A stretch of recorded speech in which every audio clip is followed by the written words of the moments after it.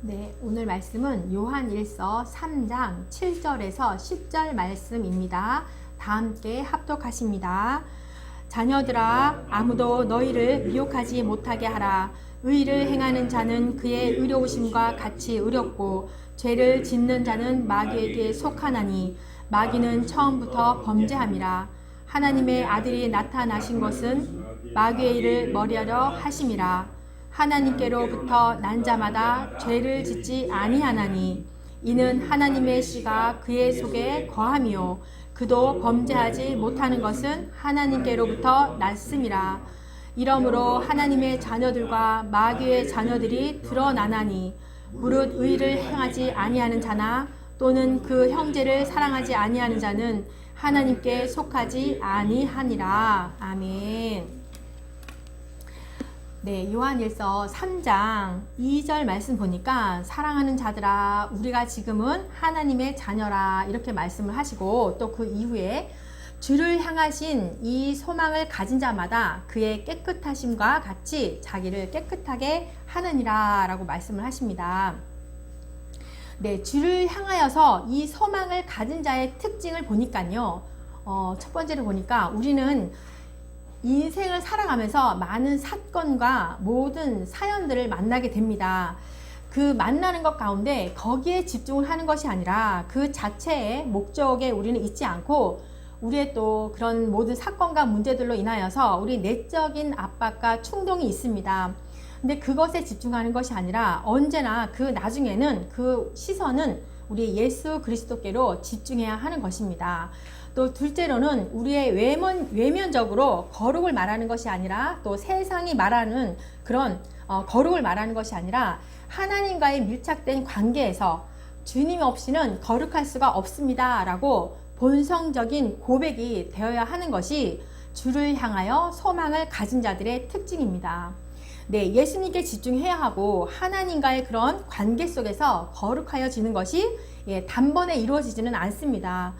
우리는 태어나면서 이렇게 살아가면서 여러 가지 문제를 만나게 되고 사연들을 겪게 되면서 그 나중에 끝끝내는 나도 모르게 내 안에서 터져 나오는 그런 고백들이 바로 영적인 하나님께로 난 자들의 본성의 고백이 나오는 것입니다. 마태복음 14장에 보니까요, 베드로가 물 위를 걷는 게 나오지 않습니까? 그죠? 근데 잘 걷다가 바람을 보고 무서워가지고 빠지게 됩니다. 그럴 때 본성적으로 베드로는 크게 소리를 지릅니다. 주여 나를 구원하소서, 이렇게 소리를 지르지 않습니까? 네, 다급하고 긴박할 때 우리는 본성적으로 부르는 소리가 주님 나를 구원하소서, 이렇게 고백을 합니다. 그것이 진정한 거룩한 고백이라고 생각을 합니다. 우리도 이렇게 긴박할 때 주여 주여 나를 살려주세요, 이렇게 하지 않습니까? 나의 약함을 솔직하게 고백을 하는 것입니다.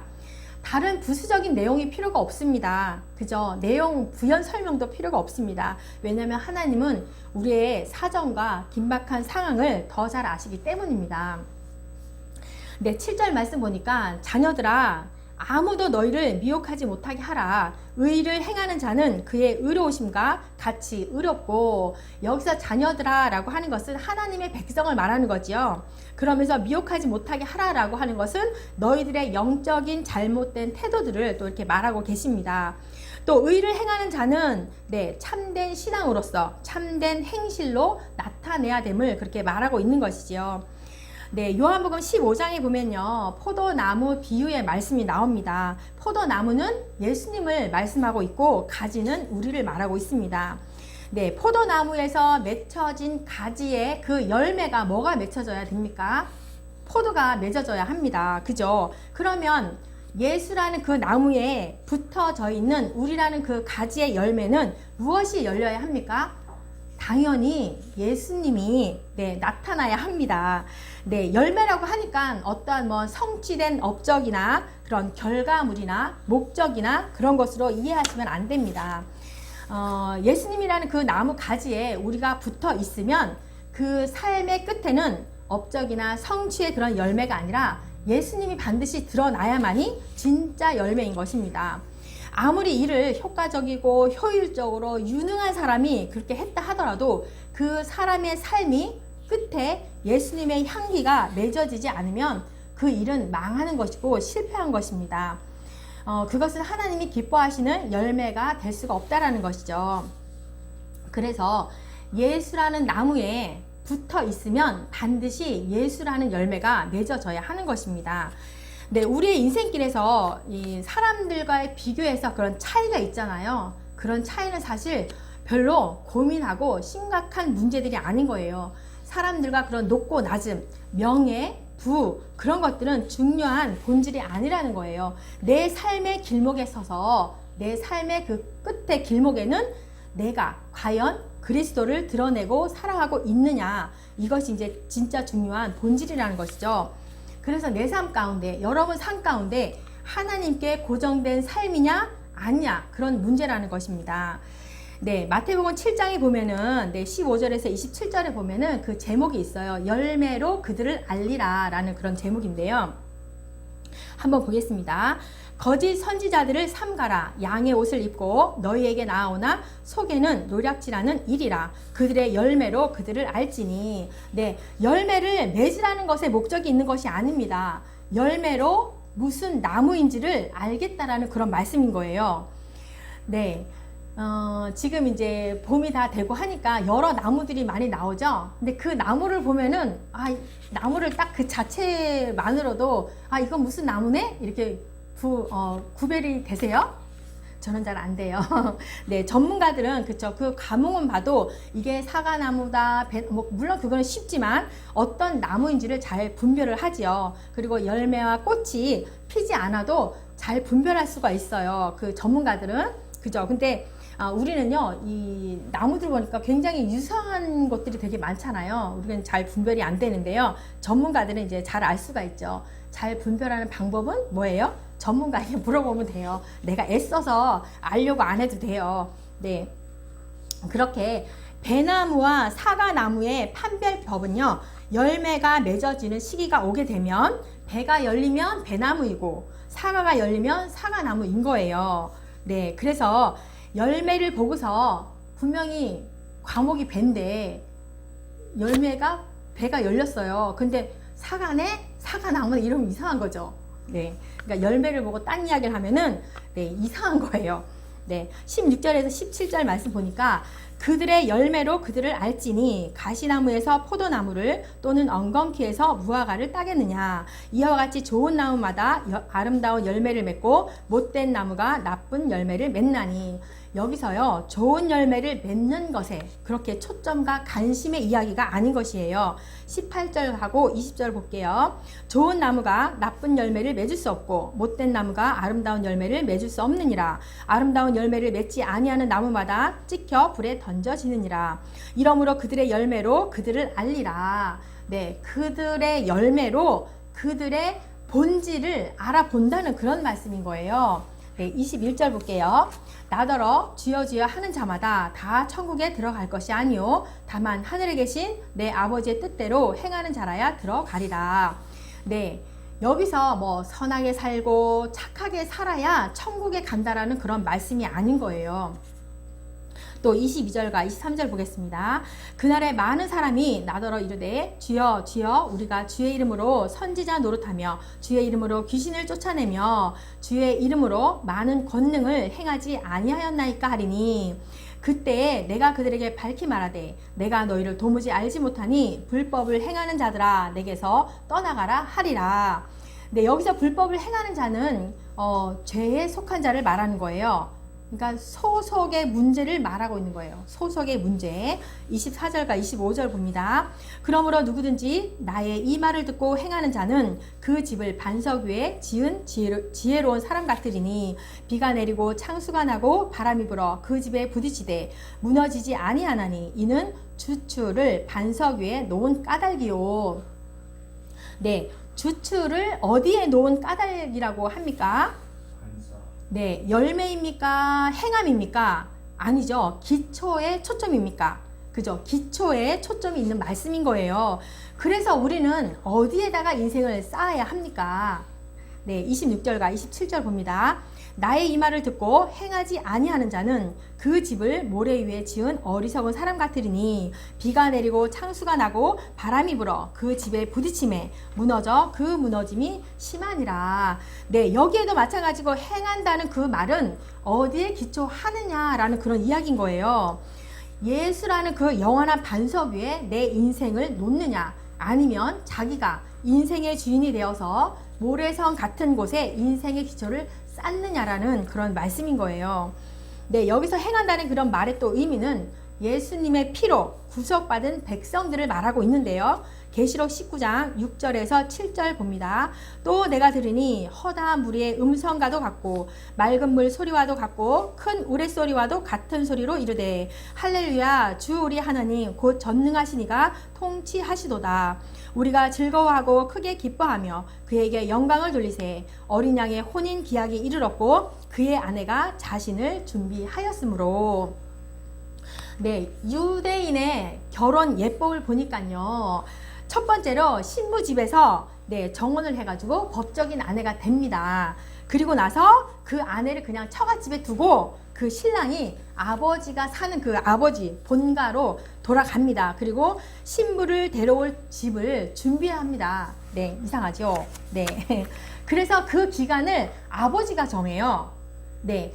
예수님께 그런 말을 하잖아요. 언제 마지막 날이 임합니까? 라는 그런 질문에 예수님이 말씀합니다. 그때와 기한은 내 권한이 아니다. 아버지께서 정해진 권한에 있다.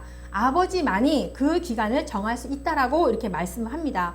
그래서 여기에도 마찬가지로 신랑이 1년여쯤에 걸쳐서 신부를 데려올 집을 이렇게 완성이 되면은 데려오게 되는 것이에요. 그러니까 이미 아내가 되었지만 신부를 데려올 집을 이렇게 준비를 하는 거예요. 그리고 그 기간은 아버지가 정하는 거죠. 우리도 마찬가지인 거예요. 그쵸? 이 땅 가운데 우리는 하나님의 자녀가 되었어요. 그러나 하늘나라 그 예비된 곳에 우리 천국으로 가는 것처럼 이렇게 말씀하는 겁니다. 8절 보니까 그에게 빛나고 깨끗한 새 마포 옷을 입도록 허락하셨으니 이 새 마포 옷은 성도들의 옳은 행실이로다 하더라. 네, 여기서도 세마포 옷과 옳은 행실은요, 우리가 생각하는 그런 행위적인 것이나 선한 일을 해서 또 이렇게 윤리적인 그런 고상하게 지키는 그런 옳은 행실을 얘기하는 것이 아닙니다. 옳은 행실은 어린 양의 피로 성령의 깨우침을 통하여서 나에게 예수 그리스도가 필요합니다. 또 주님의 그런 십자가 사건이 나를 위해서 일어난 사건이고 또한 나를 위해서 준비된 사건이고 네, 성령님께서 우리의 무지함을 열어주셔서 우리에게 그 믿음을 갖게 하시는 그것을 말씀하고 있는 겁니다. 네, 말씀과 성령의 깨우침에 그 역사하심에 우리를요 의로운 행실이라고 하는 것입니다. 우리가 잘해서 하는 것이 아니라 24 장로들이 보면 24 장로들이 보좌 앞에 가 보니까 우리가 열심히 살아서 여기까지 온 것이 아니구나. 보좌에 앉으신 어린 양의 공로였구나라는 것을 깨닫게 됩니다. 그래서 그 면류관을 벗어서 주님께 드리고 할렐루야 이렇게 하는 것입니다. 네, 그래서 율법적인 그런 행실로 얘기하는 것이 아닌 것이죠. 네, 9절 말씀. 천사가 내게 말하기를 기록하라. 어린 양의 혼인잔치에 청함을 받은 자들은 복이 있도다 하고 또 내게 말하되 이것이 하나님의 참되신 말씀이라 하기로. 네, 여기서 예수님을 어린 양의 그 죽음을 전제하고 있고요. 어린 양의 혼인잔치에 청함받은 자들은 끝까지 이기는 자로서 복이 있도다 라고 이렇게 말씀하는 겁니다. 네, 다시 본문으로 돌아가서 요한일서 3장 7절. 자녀들아 아무도 너희를 미혹하지 못하게 하라. 의를 행하는 자는 그의 의로우심과 같이 의롭고. 네, 우리는요 예수 그리스도라는 그 나무에 그리스도의 공로에 피 흘림 대속의 은혜에 접목이 되어 있고 또한 묶여 있다라고 하면은 당연히 우리는 감사와 구속의 은혜로 우리 속에는요 무슨 열매가 맺어야 합니까? 이웃에 대한 그 사랑의 열매가 예수님의 그 형상으로 나와야 하고 또 하나님은 우리를 하나님의 형상대로 지으셨잖아요. 그리고 교제하기 위해서 지으신 거잖아요. 그렇다면 선교도 하나님의 형상의 복원인 것입니다. 네, 하나님의 형상을 잃어버리고 또한 자기들만의 우상들을 만들어 놓고 우상 앞에서 복을 달라고 그렇게 빌고 구하고 또한 인생들을 낭비해버리는 영혼들이 참으로 많습니다. 그 속에서 하나님이 잃어버린 형상이 회복되도록 우리는 계속 해야 하고요. 그들의 입에서 창조주 하나님과 만유의 주 대신 예수 그리스도를 찬양하는 그날까지 우리는 계속 복음을 전파하고 확장해야 되는 것입니다. 우리가 그리스도라는 그 포도나무에 접붙여 있는 우리의 모든 삶의 자국마다 발자국마다 예수 그리스도가 드러나야 합니다. 그것이 예수님이 우리에게 명령하신 것입니다.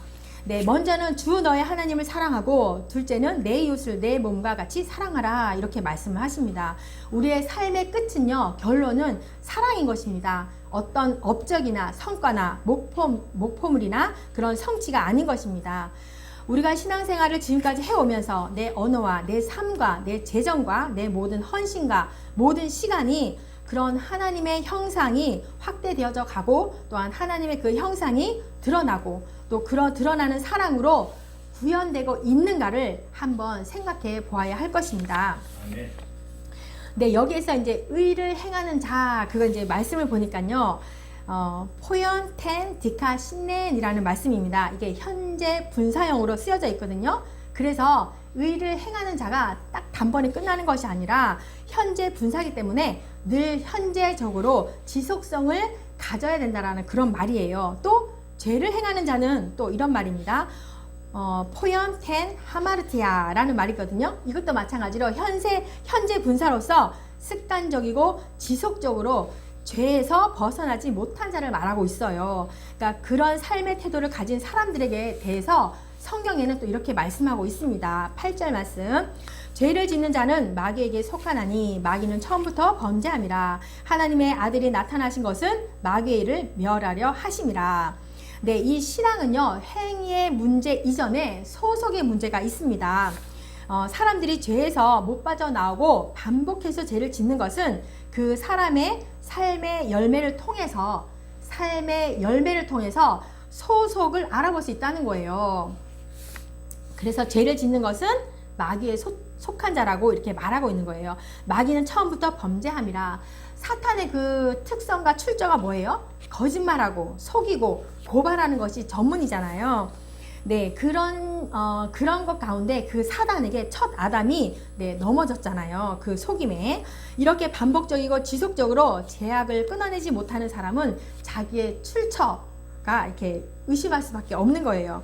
그래서 죄를 반복하고 습관적으로 끊어내지 못하는 사람은 자기가 구원을 받았는지 안 받았는지를 점검해야 할 필요가 있습니다.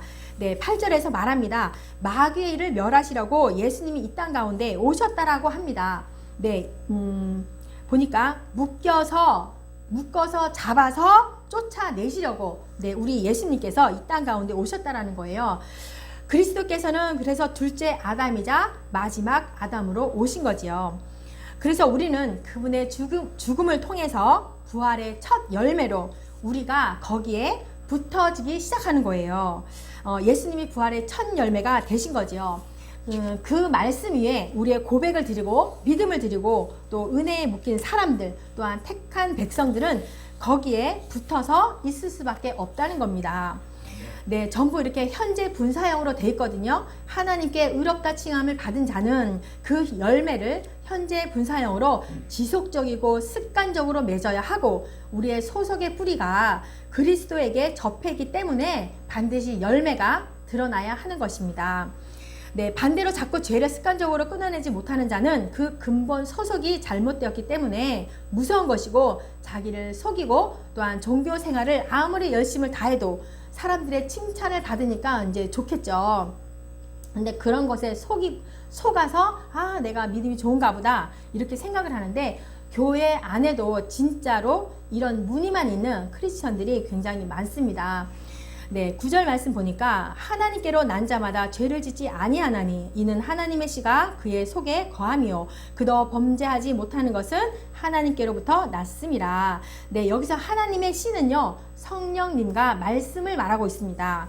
하나님의 말씀이 우리 속에 있어서 그 말씀이 깨달아지는 것은 성령님께서 우리의 무지와 우리의 굳은 마음을 깨트려 주시고 부수어 주시고 또 열어 주셔서 그 말씀이 이해가 되고 깨닫기 시작이 되는 것입니다. 10절 말씀, 이러므로 하나님의 자녀들과 마귀의 자녀들이 드러나나니 무릇 의를 행하지 아니하는 자나 또는 그 형제를 사랑하지 아니하는 자는 하나님께 속하지 아니하리라. 네, 결국 하나님께 속하지 않는 자는요, 이웃을 사랑할 수가 없습니다. 우리에게 참 이게 영혼들을 보면 그저 전도할 때 긍휼한 마음이 나오잖아요. 복음을 전할 때 이렇게 또 복음을 잘 받아들이지 않으면 마음에 막 그런 게 막 올라오잖아요. 그거는 사랑이에요. 긍휼한 사랑. 네, 그래서 고린도전서 13장 13절에 보니까 네, 성경의 최종적인 결론이 뭐예요? 믿음, 소망, 사랑, 이 세 가지는 항상 있을 것인데 그 중에 제일은 사랑이라고 말씀합니다. 그래서 사랑의 본질적인 실체가 누구입니까? 예수 그리스도를 말하는 거죠. 네, 하나님의 본성이 사랑이시고 그 형상대로 지음받은 우리도 당연히 본성이 사랑인 것입니다. 서로 용서하시고 본성대로 사랑을 하십시오. 선제적으로 사랑하십시오. 그것이 하나님의 뜻입니다. 아멘. 네, 기도합니다. 하나님 감사합니다. 오늘도 귀한 말씀으로 주님 우리에게 깨닫게 해주시고 하나님 더욱더 하나님의 본성대로 사랑을 찾아가는 우리의 아버지 모습들이 될 수 있도록 주님 그렇게 축복하여 주시옵소서. 감사합니다. 예수님의 이름으로 기도합니다. 아멘.